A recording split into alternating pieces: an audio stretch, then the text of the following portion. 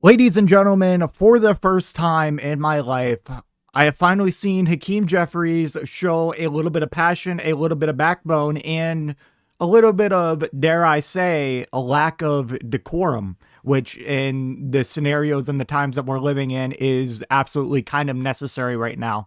I'm going to go ahead and play the clip, what he said the other day. And of course, Republicans acted like he just declared civil war and seceded from the Union. That is how they're taking this. They are acting like he openly called for the assassination of every single Republican, which was not the case at all. And I'm going to go ahead and play that clip now. We are in an era of maximum warfare, everywhere, all the time.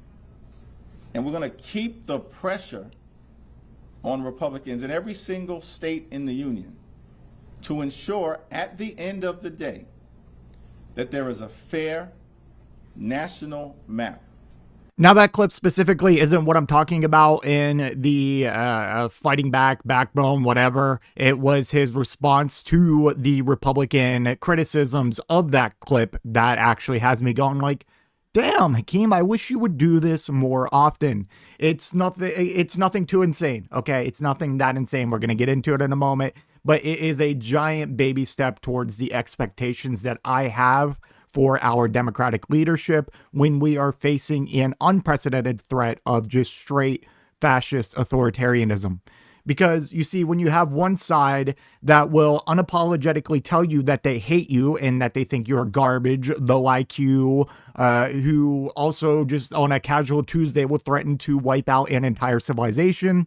Yeah, I want you to drop the decorum. I want you to say some mean words back. That is the least you can do if you're not going to actually support or advocate for good policy. Anyways, Jeffries fires back. This is a article I'm going to go over from Axios. I don't give a damn, Jeffries defends maximum warfare remark.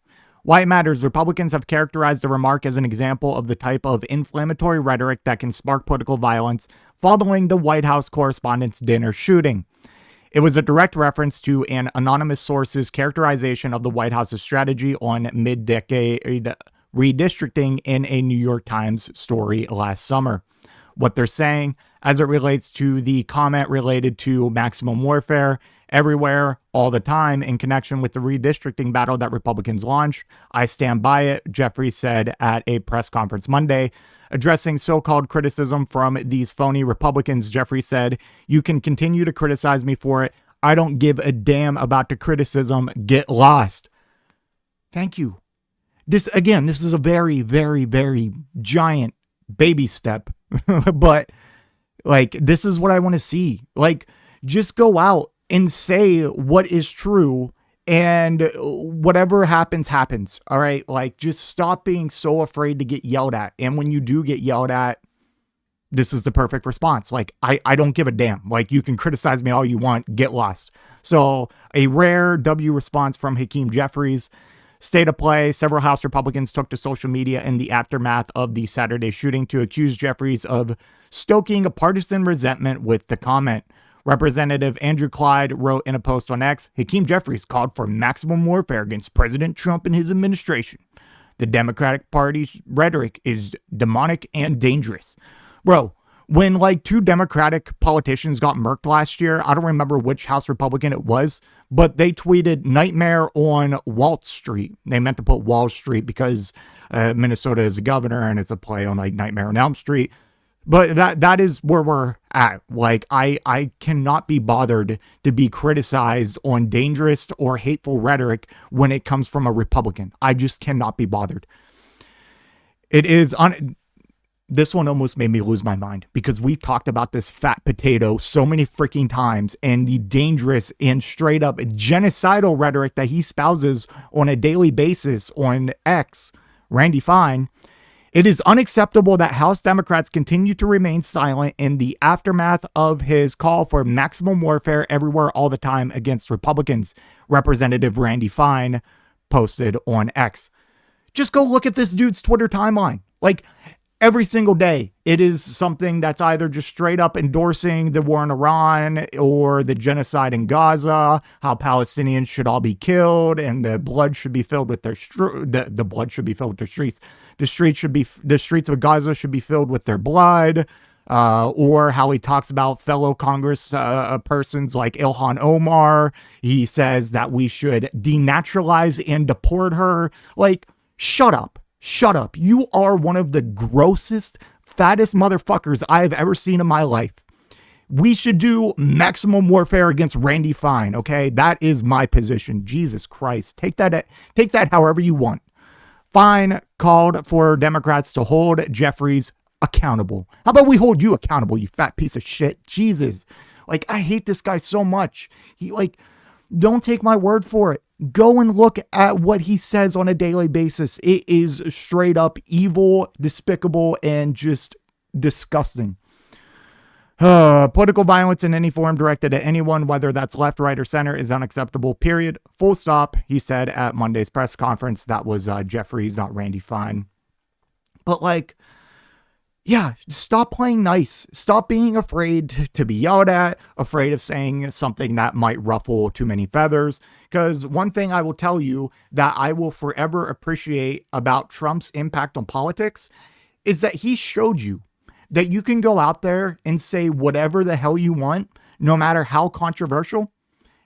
And in fact, most times you will be rewarded for it. It's not going to end your political career. We're past that. You only let it end your political career if you let it. If you're always on the offense, always shrugging off any media criticism and standing by what you said, that is how you can gain a cult-based following like Trump. Now imagine someone who is a progressive who, I don't know, they're instead of endless war and mass deportations and getting trans people out of sports. Imagine if you had a progressive who was like, hey, I want to give everyone health care.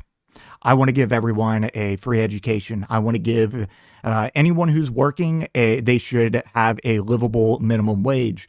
And just imagine that. Just imagine that, running on actual bold progressive policies, because what polls show when you remove party or any bias, majority of Americans, both Republican and Democrat, show that progressive policies are actually kind of popular. Like free healthcare, increasing the minimum wage, all of this. It is very popular. Anti-war, so popular.